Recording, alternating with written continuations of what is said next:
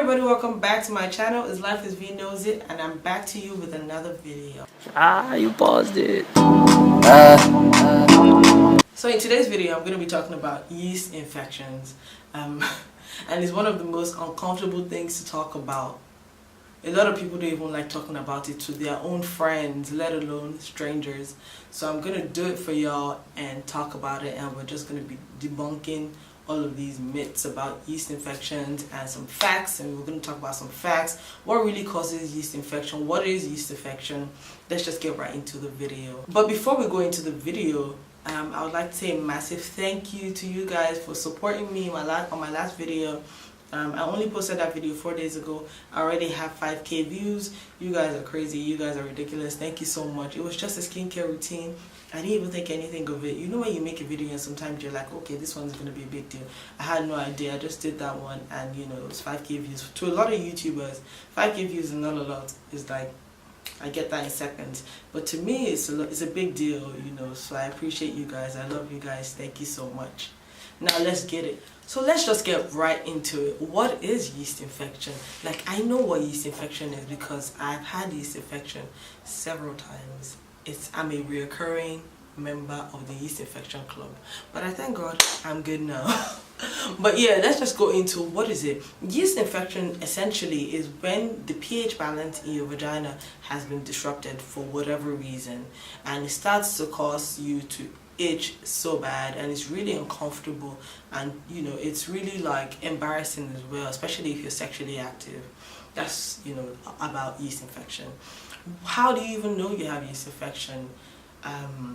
Sometimes when you pee and it hurts, or you know, like the first sign for me would be like the discharge.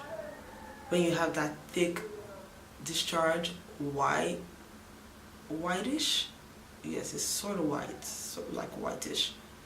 Yeah, you should check yourself out because that's probably a yeast infection.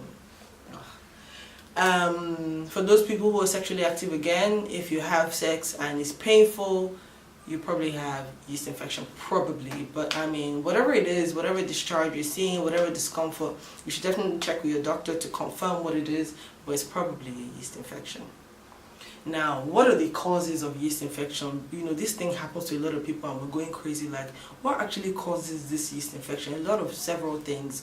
And because, like I said, it's a disruption of your pH balance in your vagina, anything that causes that causes yeast infection. Number one would be, so for example, number one would be if you're pregnant, your hormones, or if you're taking like birth control pills, that definitely causes your pH balance to like go out of control. Number two would be if you're taking antibiotics, that also does that. Number three would be if you're diabetic and you have your diabetes is not under control, so your blood sugar is like not controlled. Yes, that would definitely increase your I don't know what word to use, but that would definitely make you more prone to yeast infection. And then other things like douching. Douching is when like you use water and some sort of vinegar to wash your vagina, or you just buy the douche in the supermarket, they sell them. I don't think that's good for you, but I know from research that is not good for you because that just makes the pH balance of your vagina go out of control. So for those of you who douche and you have yeast infection, please stop, because that's number one reason why it's happening to you. Now, some of the causes, some other causes are like if you're a swimmer, you know, it's always wet down there because you're always in the pool. Yeah, that's number one. Number two would be like, you know, for those of us that always think that, oh, we're doing enjoyment, so we're soaking in the hot tub and, you know, we're just having long baths, soaking in some bath salt and whatever.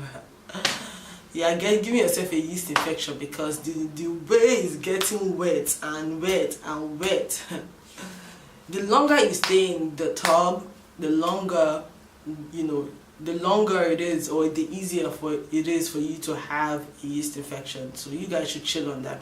I'm not saying don't soak, but soak for a bit and then come out. And especially if you use like bath salt, you need to like rinse off like properly because you don't want all of that on your body. Some other causes also would be when you use the bathroom, like when you pee and you don't clean up, you just pee. And you know, some of us will go and use the bathroom and you just quickly use the tissue to just dab here and there. Please take your time when you're cleaning yourself and you go and pee. Like, actually make sure that it's clean. I would recommend that you wash up. If you have those spray things in your bathroom, you wash up, or like, I wouldn't say use wipes, because wipes are also, they also make it like a bit wet, your vagina a bit wet. So if you can use wipes and tissue, that's good, because you've taken out the pee and you've also like cleaned up, you know, just make sure your vagina is dry. That's what I'm trying to say essentially. Just make sure your vagina is dry. Good hygiene cannot be overemphasized when talking about yeast infection, because your vagina has to always be, you know, sort of dry, because yeast infection thrives in wet, warm, dark areas. So yeah, you get what I'm saying. You get what I'm saying. I would recommend using pads instead of tampons, because with tampons you leave your tampon in there for longer, so it's, like I said, it thrives in wet areas. Yeast infection thrives in wet areas, so you leave it up there for such a long time. So maybe say 4 hours, 5 hours, and yeah, if you know you want to use a tampon, you might want to change often. But I would recommend you use pads, and especially pads that are not scented. That works perfectly. Another thing I would say you can do is you can make sure that your underwear is cotton or silk. Don't use like, you know, we like shakara, so we like to buy some sort of underwear that you don't even know what material it is. It's just everywhere, it's just covered, it's just airtight. It's just like, what are you trying to do to yourself? Please, let's be careful. The kind of underwear that we wear, allow air to, you know, get in there. Sometimes you also want to like sleep naked, or you just allow some fresh air to enter your, you know, to pass through your vagina. Every time, it's not every time you'll be doing Slim Mama and you'll be wearing like skinny jeans or really tight fitting outfits. Sometimes, most of the time, especially if you're prone, you want to like wear loose fitting clothes, you know, allow your vagina to breathe constantly. That's a sure way to keep yeast infection away. Trust me, I know. Another major recommendation I would give is, after taking a shower and you've cleaned up and everything is fantastic, you know, everything is smelling so good, you need to make sure that you dry. Don't just take a shower and don't dry. You need to dry your vagina after a shower. Use your beautiful soft towel to dry up. Excuse me, to dry up, because you want to make sure, like I said, there's little or no moisture down there at all times, you know, just to make sure that everything is clean and everything is fresh. However, don't forget that your vagina can never smell like flowers, never smell like perfume. So please stop with all the scented soap, scented sprays, all the sprays you're spraying in your vagina. I mean, I went to one girl's house one day and I saw, like, let's not even get into it. Please, let's just stop with all the scented this and scented that. Your vagina can never smell like flowers.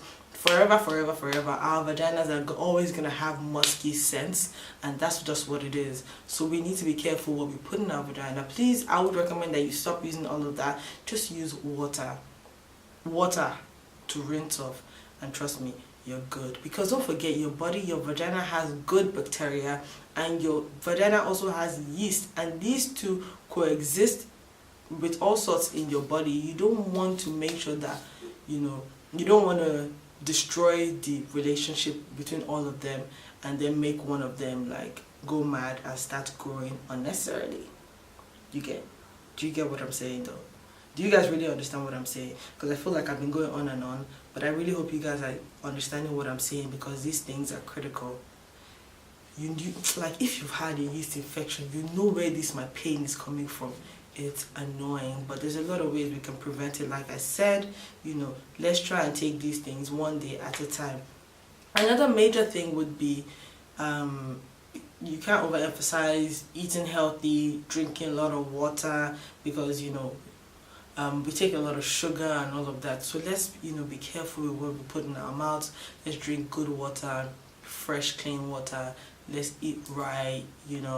Let's work out, but after workout, don't leave your workout clothes on. No, remove your workout clothes, take showers. Lastly, I would say personal hygiene is really, really important. So as a woman, even as a man, take your showers as often as possible. So you're going to work, or you wake up in the morning, brush your teeth, take a shower, clean up, stay nice and clean and dry. When you come back from work, or when you come back from wherever you've gone to, your hard days, labor, make sure you take a shower to just wind down, to clean up, make sure you're feeling fresh. Doesn't mean you should put soap inside there, but just make sure you take regular showers, clean your body right, dry your body right, and trust me, the probability of yeast infection recurring will be so low, you'll be shocked. I said lastly before, but this is actually the last point. For treatment, if you currently have yeast infection, I would say go to the gynecologist. Just go straight to the gynecologist, because you also don't want to be treating what is not a yeast infection. So you want to go to the gynecologist, find out what it is that you're having. He'll probably recommend some probiotics for you, which are like good bacteria. It has good bacteria, and that also helps with yeast infection. So probiotics will probably be recommended by your gynecologist, but you need to go to gynecologist to find out what it is, or your doctor to find out what it is going on there. So like I said, your vagina can never smell like flowers, roses, perfume, all of that. Never. It's always gonna have that musky smell. You need to embrace yourself, embrace your smell. It's who you are, it's what you are. To embrace it and be happy and content with who you are. Just make sure that it's clean. You're clean, and you're cleaning up right, and as often as possible. Don't be deceived. Almost everybody has had yeast infection, so don't let somebody be forming for you and be saying this and that. A lot of people make it uncomfortable for you to discuss. I've never had this conversation with anybody before, but it's not like I'm not trying to have the conversation with anybody.